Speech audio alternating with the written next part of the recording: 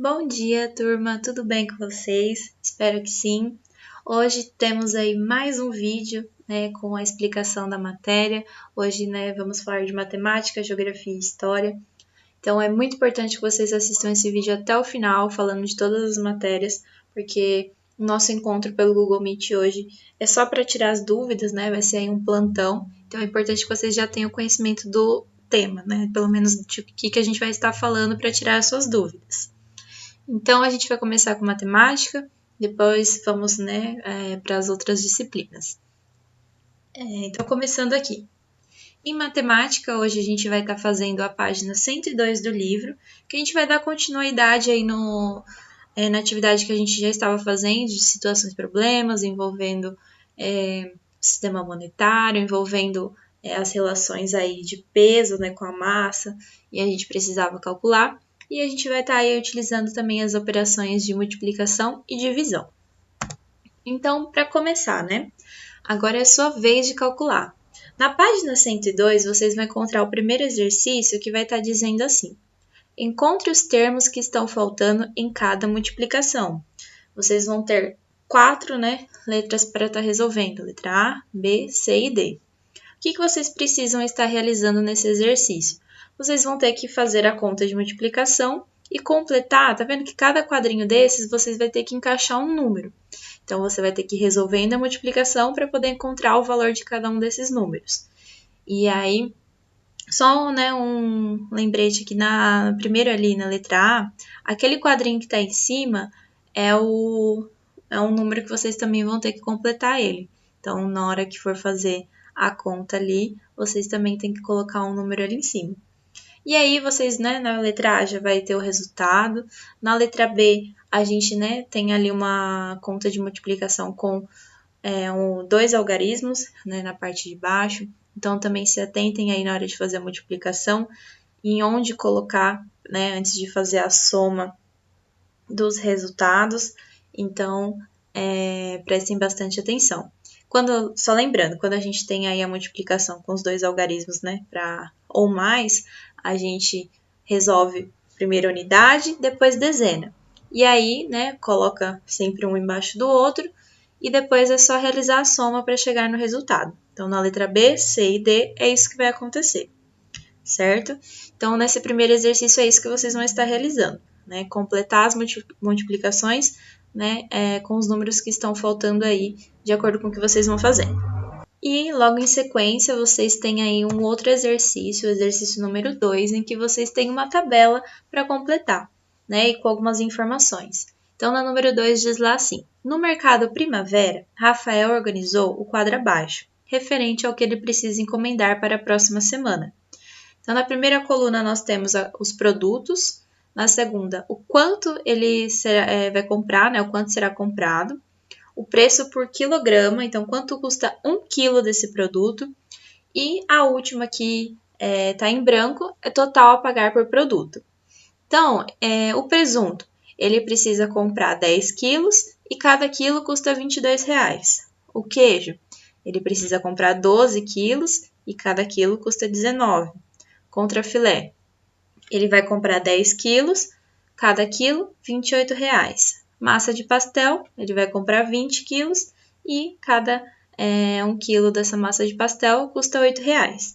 Então, vocês têm aí a relação do produto, do quanto ele precisa comprar e quanto que é o valor por cada quilo desse produto. E aí, na letra A, vai pedir para vocês completarem a última coluna do quadro com os valores de cada produto que foi gasto no total. Então, se 1 quilo vamos pegar o presunto.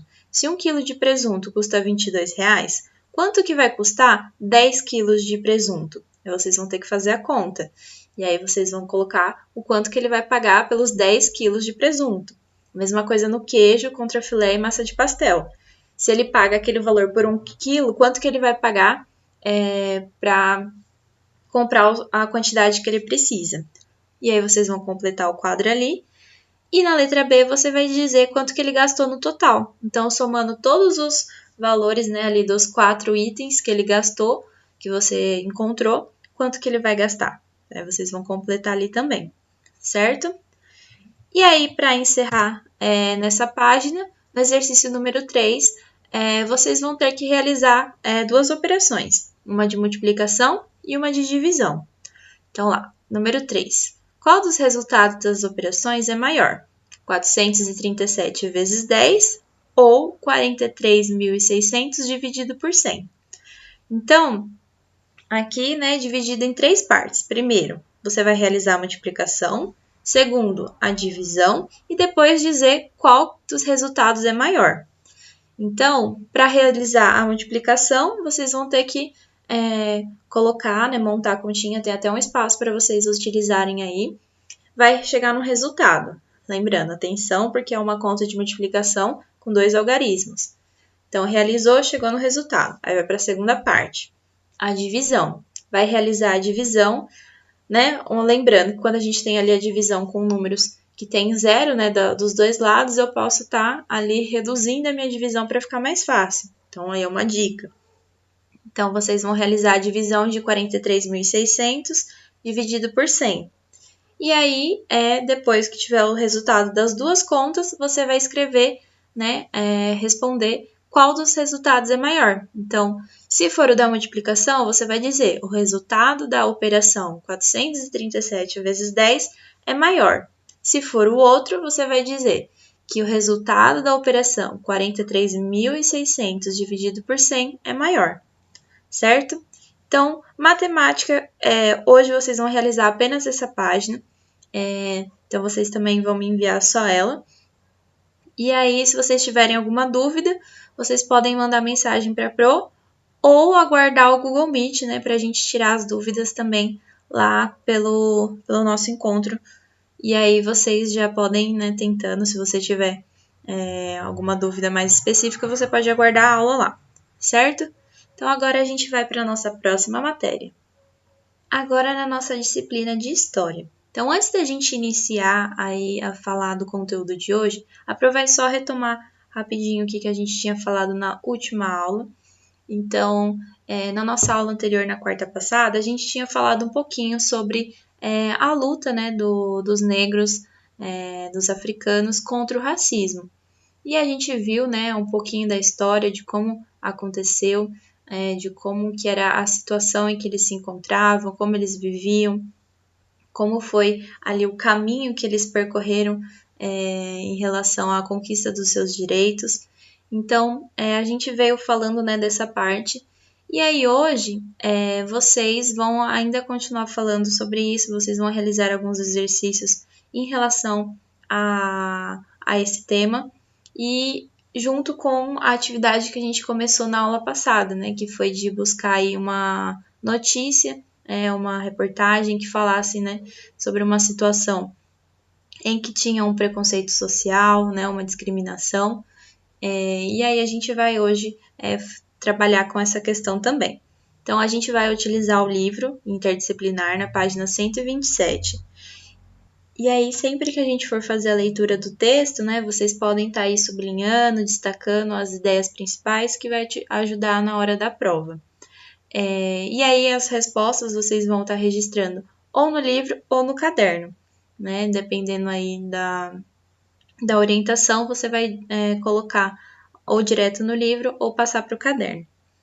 E aí, a gente vai realizar a leitura aqui da página 127, e aí vou falar um pouquinho de como vocês vão estar realizando a atividade hoje, certo?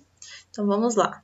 Então, aí no início da página 127, vocês vão encontrar um texto que vai estar falando um pouquinho do conteúdo de hoje.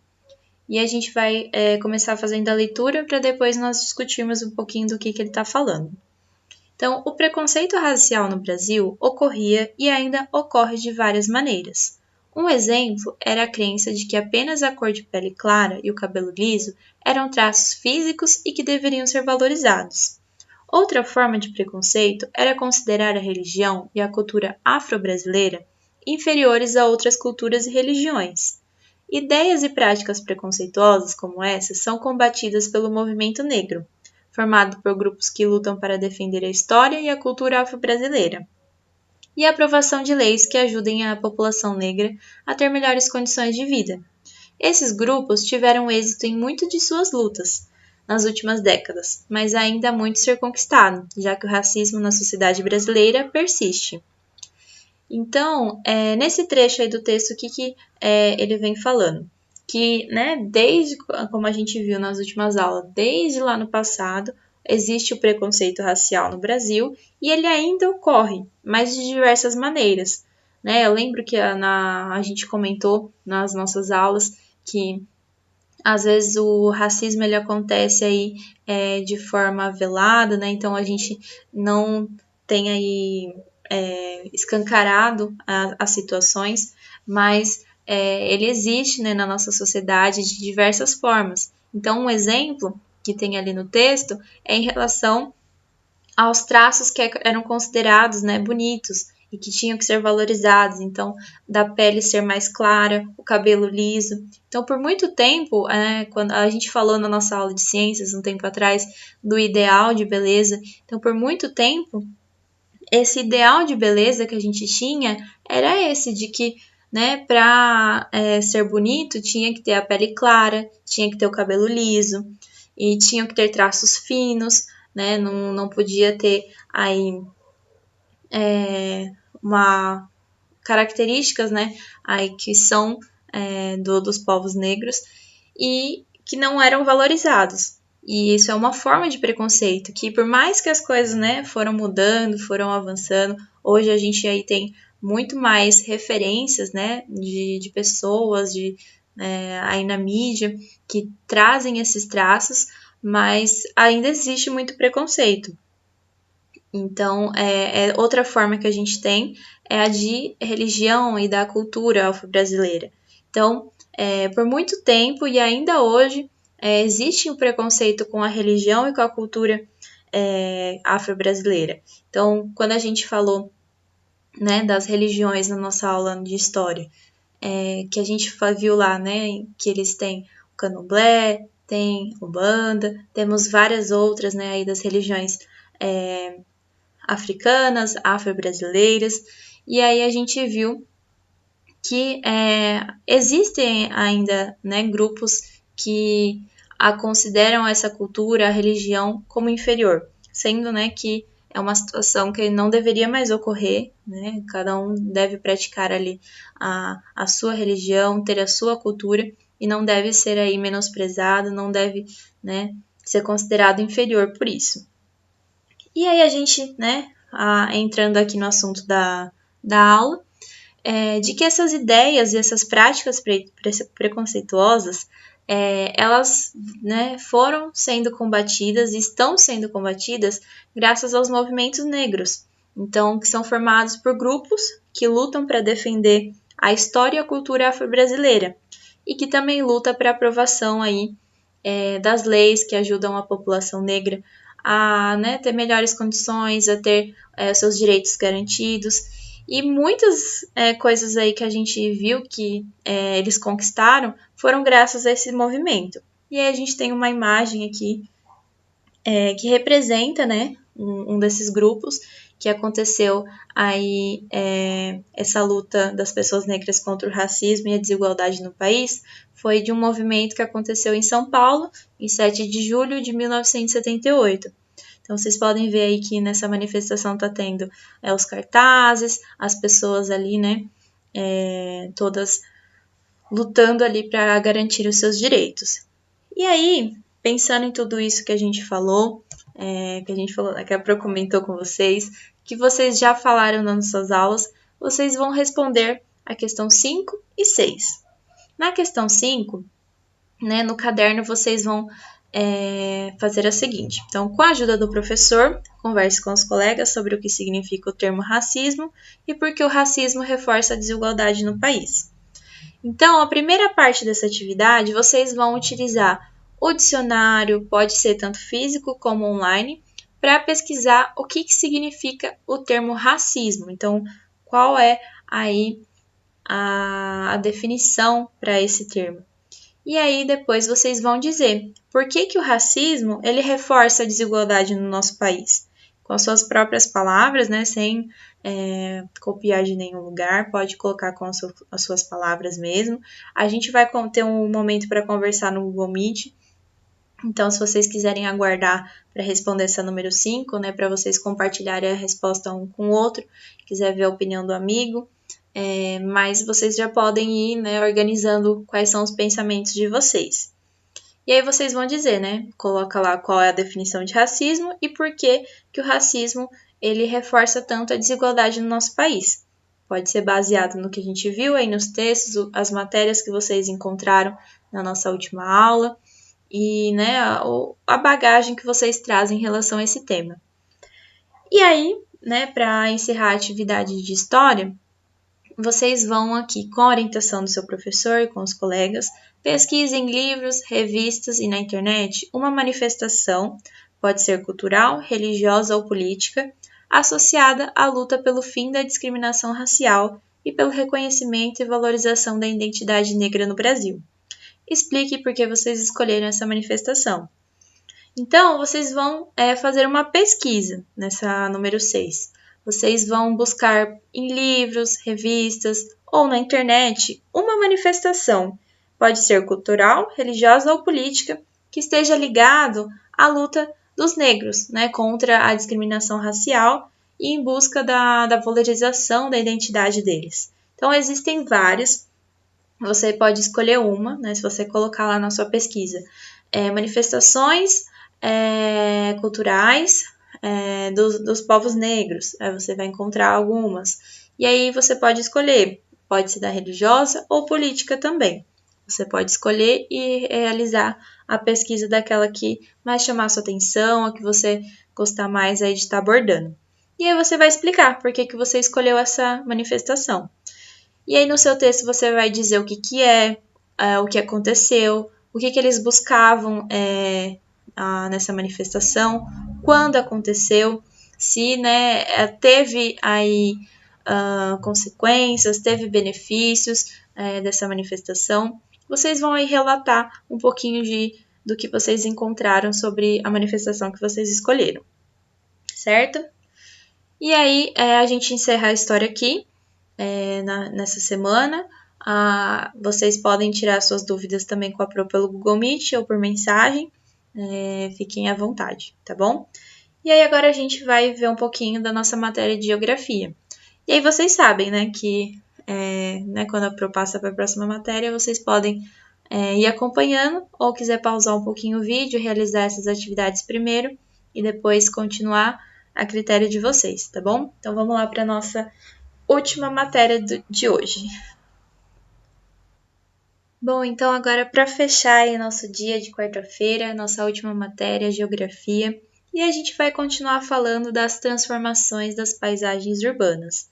Então, vamos utilizar o livro na página 52 e 53, vamos observar as imagens que vão ter nessa página, vamos explicar aí o que acontece e o que a gente pode estar colocando de orientações sobre o que exercício vai estar pedindo. E vamos ler a página 53 e responder as questões que tem lá. Mas antes, né, da gente começar e realizar a nossa atividade do livro, vocês vão precisar assistir um vídeo que fala, né, um pouquinho do porquê precisamos de áreas verdes nas nossas cidades, né? Então, o link está lá na plataforma, vocês podem conferir lá, e aí vocês vão assistir, né? Então, é esse o vídeo.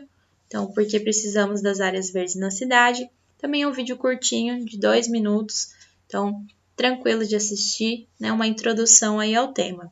Depois que vocês terminarem de assistir o vídeo, vocês começam a realizar a atividade no livro. E aí vocês vão ver que na página 52 a gente vai, né, continuar falando do tema que a gente tinha visto na nossa última aula de geografia, que a gente falou, né, da questão do desmatamento e do desmoronamento das terras, né? Então a gente viu os motivos que acontecem ao desmoronamento, né? Por que acontece? A gente viu quais são as situações de risco, o porquê que, né, a gente conversou que tem épocas específicas do ano que a gente costuma ver mais notícias desses acidentes. E aí, agora nessa página 52, a gente vai refletir um pouquinho, né, do porquê que isso acontece e como evitar, como diminuir aí as chances de estar acontecendo esse desmoronamento.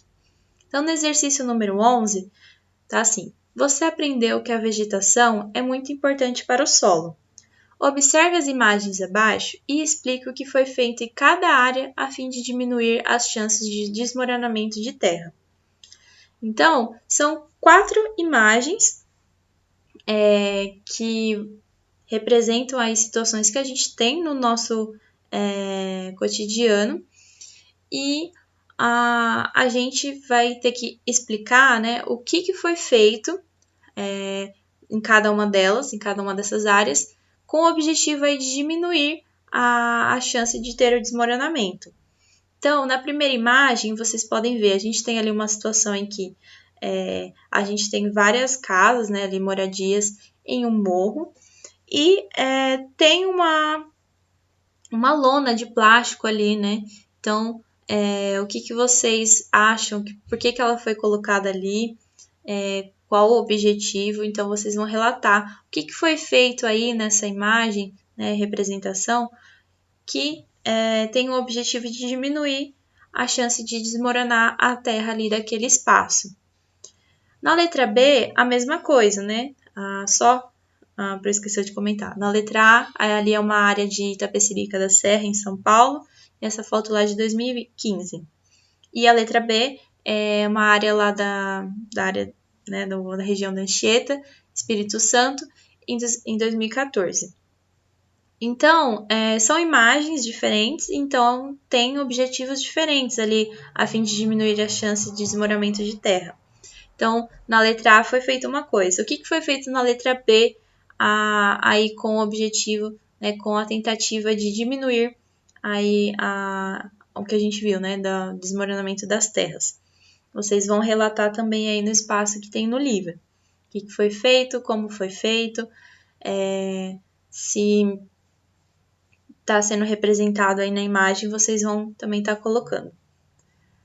E aí na letra C e na letra D, também. A letra C é da área ali de Angra dos Reis, no Rio de Janeiro, em 2014.